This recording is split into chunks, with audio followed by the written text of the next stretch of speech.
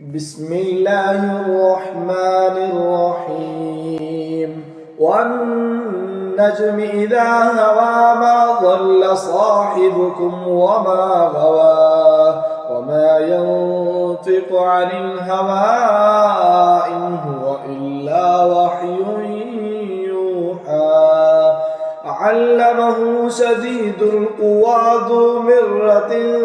فاستوى وهو بالأفق الأعلى ثم دنا فتدلى فكان قاب قوسين أو أدنى فأوحى إلى عبده ما أوحى ما كذب الفؤاد ما رأى أفتمارونه على ما يرى ولقد رآه نزلة أخرى عند سدرة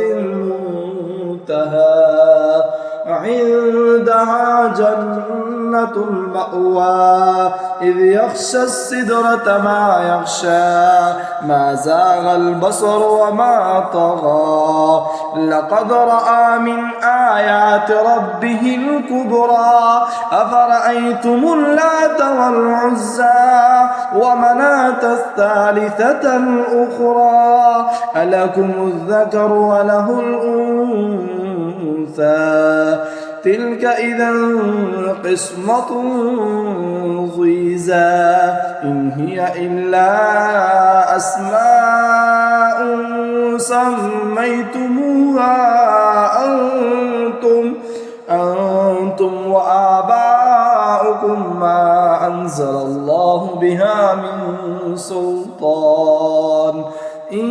يتبعون إلا الظن وما تهوى الأنفس ولقد جاءهم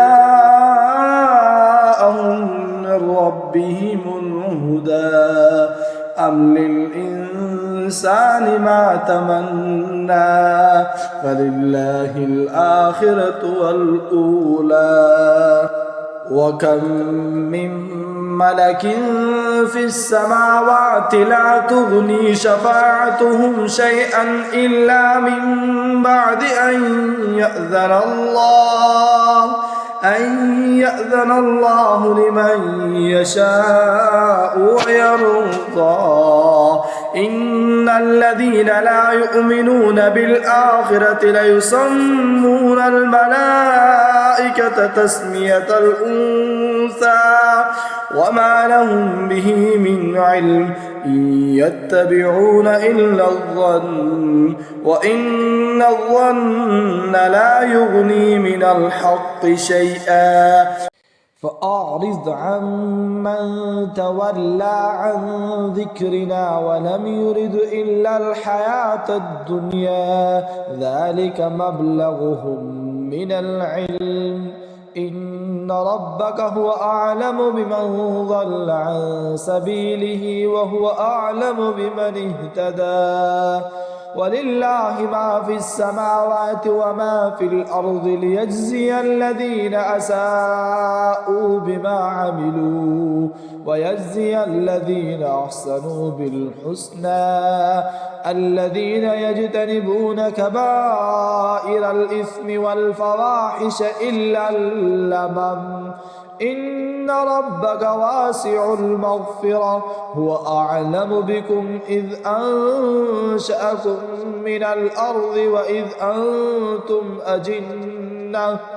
وإذ أنتم أجنة في بطون أمهاتكم فلا تزكوا أنفسكم هو أعلم بمن اتقى أفرأيت الذي تولى وأعطى قليلا وأكدى